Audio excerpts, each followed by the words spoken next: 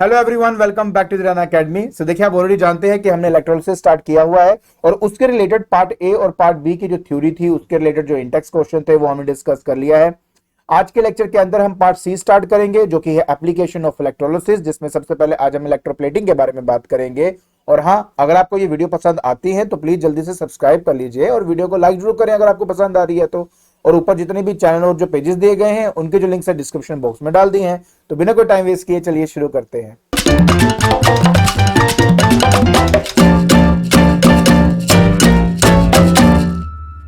तो जैसे आप अच्छी तरह जानते हो कि आज के लेक्चर के अंदर हम स्टार्ट करने वाले हैं द एप्लीकेशन ऑफ इलेक्ट्रोलिसिस। देखिए यार, सिंपल सी बात आपको समझा देता हूं। इलेक्ट्रोलिसिस की हेल्प से हम बेसिकली, या ये कह सकते हो, इलेक्ट्रोलिसिस का इस्तेमाल हम तीन चीजों के लिए करते हैं। पहला, इलेक्ट्रोप्लेटिंग विद मेटल। अब इलेक्ट्रोप्लेटिंग विद मेटल का मतलब क्या है?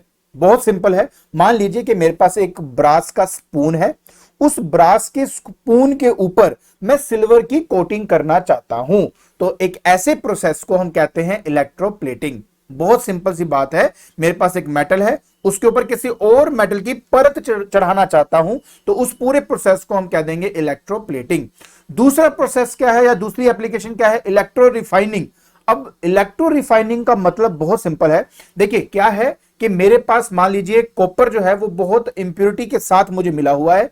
अब उसको इलेक्ट्रोलिसिस की हेल्प से प्यूरिफाई करने के प्रोसेस को हम इलेक्ट्रो रिफाइनिंग कह देते हैं। तो बहुत सिंपल सी बात है यार, मेरे पास इंप्योर मेटल है, उसको प्योर करने के लिए या प्यूरिफाई करने के लिए हम इलेक्ट्रोलिसिस का इस्तेमाल करते हैं, तो उसको हम कह देते हैं इलेक्ट्रो रिफाइनिंग।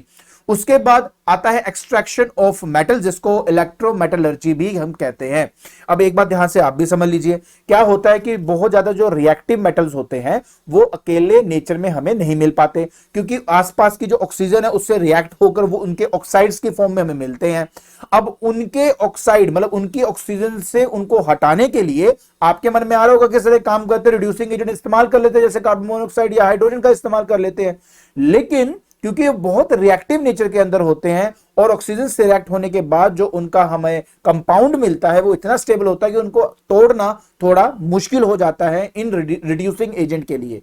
बस उसी टाइम या उसी बात के लिए हम इलेक्ट्रोलिसिस का इस्तेमाल करके हम चाहें तो उन मेटल्स को उन पर्टिकुलर ओर से हम एक्सट्रैक्ट कर सकते हैं। तो आप समझ गए होंगे यार, तीन तरह की एप्लीकेशन है। पहले एप्लीकेशन में होता है कि एक मेटल के ऊपर दूसरे मेटल की परत चढ़ाना, उसको बोल दिया इलेक्ट्रोप्लेटिंग। इलेक्ट्रो रिफाइनिंग का मतलब है कि इंप्योर मेटल है उसको प्यूरिफाई करने के प्रोसेस को इलेक्ट्रो रिफाइनिंग कह दूंगा।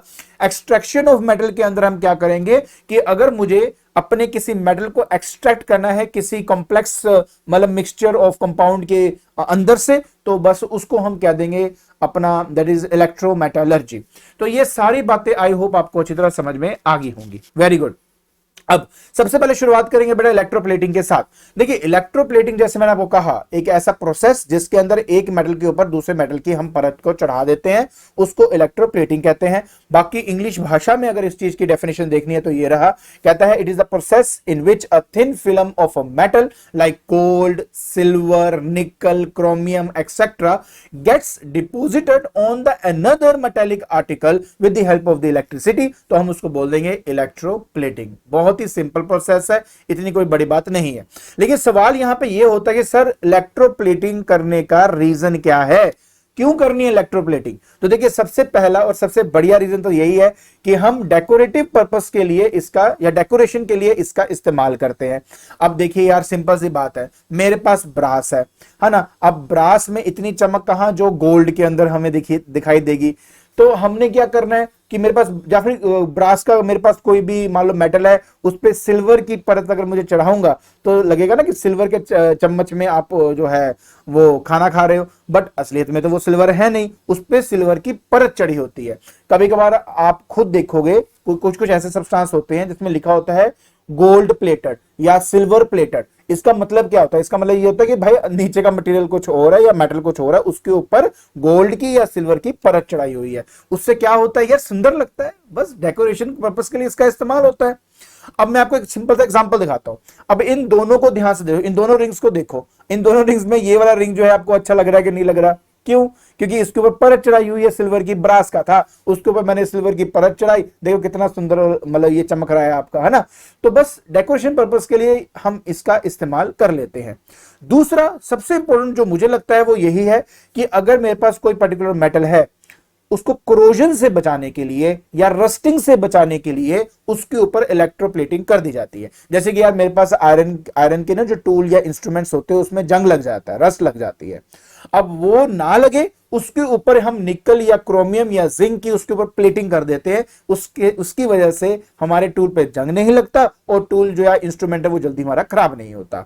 एग्जांपल आपके सामने है, अब आप वो देख लीजिए, जो आयरन है उस पर प्लेटिंग नहीं है तो उसमें जंग लगा हुआ है, और अगर इसको देखेंगे तो उसमें प्लेटिंग है, देखो बिल्कुल चमक रहा है, कोई प्रॉब्लम वाली बात नहीं है। आई होप आपको इलेक्ट्रोप्लेटिंग हम क्यों मतलब करते हैं, उसका जो रीजन है वो अच्छी तरह समझ में आ गया होगा। इसके बाद आती है बेटा कंडीशन क्या है फॉर इलेक्ट्रोप्लेटिंग। देखो आज के लेक्चर के अंदर हमने बेसिकली इस पे थोड़ा फोकस करना है, ताकि नेक्स्ट लेक्चर के अंदर जब आपको मैं इलेक्ट्रोप्लेटिंग के बारे में बताऊंगा, किस किस के मैं सारी बातें बताऊंगा आपको, don't worry, step by step हम करेंगे। बट आपको कंडीशन समझ आनी चाहिए कि भाई इलेक्ट्रोप्लेटिंग अगर करना चाहते हो तो क्या क्या कंडीशंस है। देखिए सर, ये अब उधर आपका मैंने कंडीशन लिखा है, इधर मैं आपको रीजंस दूंगा। सबसे पहले लिखा है the article to be electroplated is always placed at the cathode. देखिए अगर आपको अच्छी तरह याद है तो मैंने आपको क्या बताया था कि यार हमारे पास ना एक्चुअली में हमारे पास एक कंटेनर होता है, कंटेनर में इलेक्ट्रोलाइट होता है, इलेक्ट्रोलाइट के अंदर दो इलेक्ट्रोड हम यूज करते हैं। एक इलेक्ट्रोड जिसको पॉजिटिव से कनेक्ट किया वो बन गया एनोड, और एक जिसको हमने नेगेटिव से कनेक्ट किया वो बन गया कैथोड। अब ये आपसे ये बोल रहा है कि मेरी बात ध्यान से सुनना, अब वो ये बोल रहा है कि जिस आर्टिकल को, आर्टिकल का मतलब है जिस मेटल के ऊपर आप इलेक्ट्रोप्लेटिंग करना चाहते हो उसको हमेशा नेगेटिव टर्मिनल से कनेक्ट करते हैं, मतलब हम उसको कैथोड बनाते हैं। अब आपके मन में आएगा सर कैथोड क्यों बनाते हैं, क्या रीजन है? अरे रीजन बहुत साफ है, मेटल जो है वो पॉजिटिवली चार्ज्ड आयन होता है। क्या होता है? Positively charge ion. अब पॉजिटिव चार्ज आयन किसी पे डिपॉजिट अगर होना चाहेगा तो पॉजिटिव चार्ज आयन किसकी तरफ भागेगा? नेगेटिव चार्ज इलेक्ट्रोड की तरफ भागेगा ना। तो इसी वजह से अगर कैथोड जिस पे मैं प्लेटिंग करना चाहता हूं उसको एज ए कैथोड बना देता हूं, तो इलेक्ट्रोलाइट से या साथ वाले एनोड से जो मेरे मेटल के आयंस निकल रहे हैं वो कैथोड की तरफ जाएगा, अट्रैक्ट होगा, और उसके ऊपर मतलब डिस्चार्ज होने के बाद डिपॉजिट होना शुरू हो जाएगा, और इसी को तो इलेक्ट्रोप्लेटिंग का नाम कहा जाता है। तो यही है पहला कंडीशन, और अब इसका रीजन भी पढ़ लेते हैं। तो मैंने आपको ऑलरेडी बताया कि during electrolytic reaction the metal is always deposit at the cathode by gain of electrons. मैंने आपको ऑलरेडी बताया भाई, आपके जो पॉजिटिव आयंस हैं, जो हमारे कैटायंस हैं, वो एक्चुअली में जाते हैं कैथोड की तरफ ताकि इलेक्ट्रॉन को लेकर क्या बन सके, न्यूट्रल बन सके और ऊपर डिपॉजिट होना शुरू हो जाए। तो ये मेरा सबसे पहला पॉइंट है। दूसरे पॉइंट की तरफ भागते हैं, कहते हैं the metal to be plated on the article is always made the anode and has to be periodically replace. यार अब इसका मतलब मैं जरूर बताऊंगा आपको क्या मतलब है। देखिए सिंपल सी बात है, आप कह रहे हो यार कि मैंने ना मान लीजिए कि मेरे पास ब्रास का स्पून है और उसके ऊपर मैं सिल्वर की कोटिंग करना चाहता हूं, तो ब्रास के स्पून को आप कैथोड मानोगे और जो सिल्वर है ना, सिल्वर मेटल का जो इलेक्ट्रोड है उसको आप एनोड बनाओगे।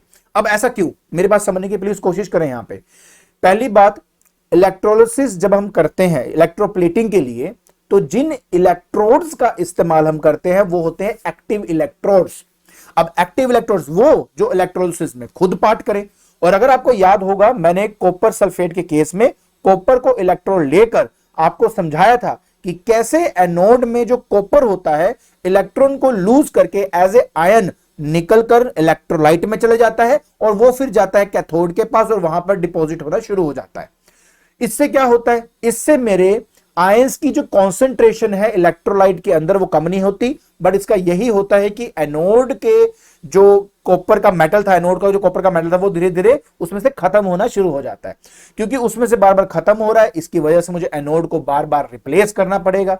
यही इसीलिए याद रखें, जिसके ऊपर आप मेटल को डिपॉजिट करना चाहते हो उसको आप कैथोड पे रखो, और जिसको डिपॉजिट करना चाहते हो वो एनोड पे रखो, ताकि उसके आयंस जो है वो इलेक्ट्रोलाइट में जाके उस पर डिपॉजिट होने शुरू हो जाए। So that is the reason why ये सारा कुछ ऐसा होता है। तो ये रहा आपका सेकंड पॉइंट, कहते द मेटल एनोड कहते हैं continuously dissolving an ion in the solution. मैं आपको बता दिया यार, इसके जो आयन्स है वो सोल्यूशन में चले जाते हैं, और क्योंकि उसमें से बेचारा कॉपर का जो मेटल वो खत्म होता जा रहा है, तो उसको बार बार रिप्लेस करना मुझे पड़ता है। आई होप यार ये बात अच्छी तरह समझ में आ गई। Very good. आगे बात करते हैं थर्ड पॉइंट की। थर्ड पॉइंट क्या था? The electrolyte must contain ions of the metal which is to be plated on the article. यार ये सिंपल सी बात है यार। एक बात बताओ, जिस टाइम मैंने आपको कहा था कि हमने जो कॉपर के इलेक्ट्रोड लेने हैं, तो जो जिसका एक्वा सोल्यूशन लिया था वो कॉपर सल्फेट था। क्यों भाई, क्यों कॉपर सल्फेट था? एक बात समझो, अगर आप इलेक्ट्रोलाइट किसी और मेटल के सॉल्ट का आप ले लेते हो, और वो मेटल का सॉल्ट का जो आयन है, जो रिएक्टिविटी सीरीज में बताई थी ना, इलेक्ट्रोकेमिकल सीरीज बताई थी, अगर कॉपर, जैसे मान लो मैं कॉपर की प्लेटिंग करना चाहता हूं, और तुमने एक ऐसा इलेक्ट्रोलाइट ले लिया जिसका आयन उस कॉपर के आयन के नीचे लाई करता है, तो इन दोनों में से प्रेफरेंस किसको मिलेगी? जो नीचे लाई करता है।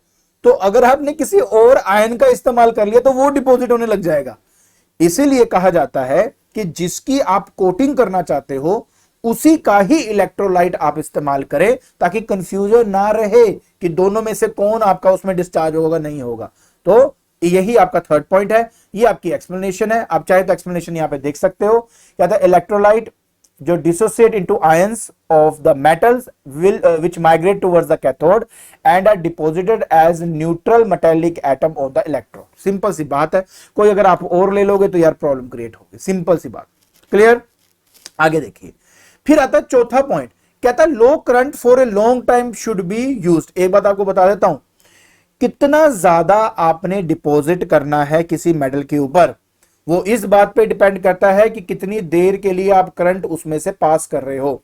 जितनी देर के लिए करंट उसमें से पास करेगा, उतना ज्यादा जो प्लेटिंग है ना, उसके ऊपर डिपॉजिट जो है वो चढ़ती जाएगी। पहली बात तो ये समझो।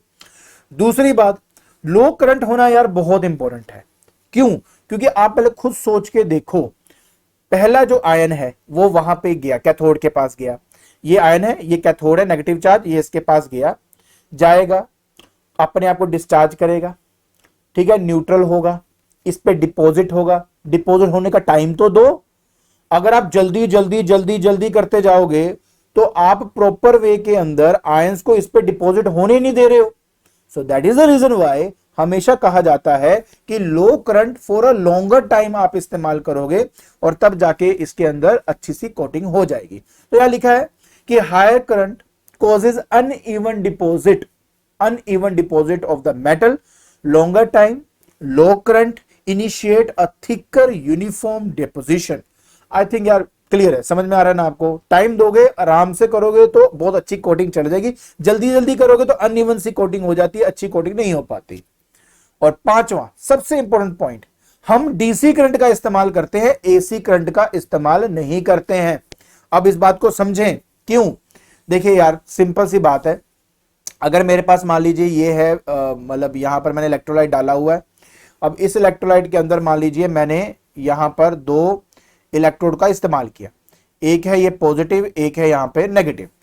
अगर ये डीसी करंट है तो ये पोलैरिटी तो एज इट इज रहेगी, और यहां से आयंस नीचे गिरते जाएंगे। जैसे कॉपर का है तो कॉपर के आयंस बनते जाएंगे, और वो कॉपर के आयन इसके नेगेटिव के पास जाकर इसके ऊपर डिपॉजिट होते जाएंगे। कोई दिक्कत वाली बात नहीं।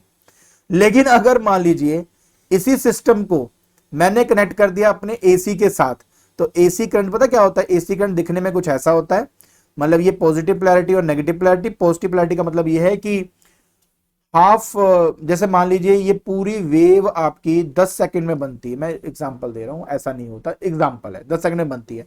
तो 5 सेकंड के लिए ये पॉजिटिव और ये नेगेटिव रहेगा, और अगले 5 सेकंड के लिए ये नेगेटिव और ये पॉजिटिव हो जाएगा। मतलब इसकी पोलैरिटी लगातार चेंज होती रहेगी। अब पता क्या होगा, जो इसके अंदर आयंस होंगे वो तो डांस करने लग जाएंगे। कैसे? मान लीजिए ये पॉजिटिव था, ये नेगेटिव था, इसमें से निकला कॉपर का आयन, सपोज, ठीक है, कॉपर का आयन निकला। जैसे ही वो मेरे इलेक्ट्रोलाइट में गया और जैसे वो नेगेटिव के पास जाने लगा, मान लेते एकदम से ये नेगेटिव और ये पॉजिटिव बन जाता है। अब क्या होगा? अब कॉपर के आयन जो उस तरफ भाग रहे थे, जो इस तरफ भाग रहे थे, वो इधर जाने के बजाय इधर की तरफ भागेंगे, क्योंकि अब वो नेगेटिव बन चुका है। तो आयंस तो डांस ही करते रह जाएंगे, आप डिपॉजिट होने का टाइम ही नहीं दे रहे हो। इसलिए कहा जाता है कि हमेशा जो डायरेक्ट करंट है उसका इस्तेमाल होता है, एसी करंट का इस्तेमाल नहीं होता, क्योंकि एसी करंट के अंदर जो पोलैरिटी है वो लगातार आपकी चेंज होती रहती है, जिसकी वजह से मेरे जो आयंस हैं किसी पर्टिकुलर इलेक्ट्रोड के पास जाके डिपॉजिट नहीं हो पाते। सो that is the why DC not AC. समझ गए ना? गुड। इसलिए ये इसका रीजन है। कहता है the AC current causes discharge and ionisation, मतलब डिस्चार्ज भी कर रहा है और आयनाइज भी कर रहा है। जैसे कॉपर जो है, वो कॉपर टू पॉजिटिव आयन जो है उसमें से निकला भी, आफ्टर सम टाइम वो इसके साथ चिपक के उसके साथ उसको डिस्चार्ज भी कर दिया, तो क्या फायदा हुआ? कहता है to alternate at the cathode thus give no effective coating, तभी तो कोई इफेक्टिव जो कोटिंग आपको नहीं मिल पाती। आई होप आपको ये सारी बातें जो है वो अच्छी तरह समझ में आ गई होंगी। ठीक है, तो आज के लेक्चर के अंदर हमने इलेक्ट्रोप्लेटिंग की शुरुआत कर दी हुई है और आने वाले एक दो लेक्चर के अंदर मैं पूरा पार्ट आपका खत्म कर भी दूंगा, डोंट वरी एट ऑल। और अगर आपको मेरी वीडियो पसंद आ रही है तो please like it, share it and subscribe it. आज के लिए बस इतना ही। Thank you so much.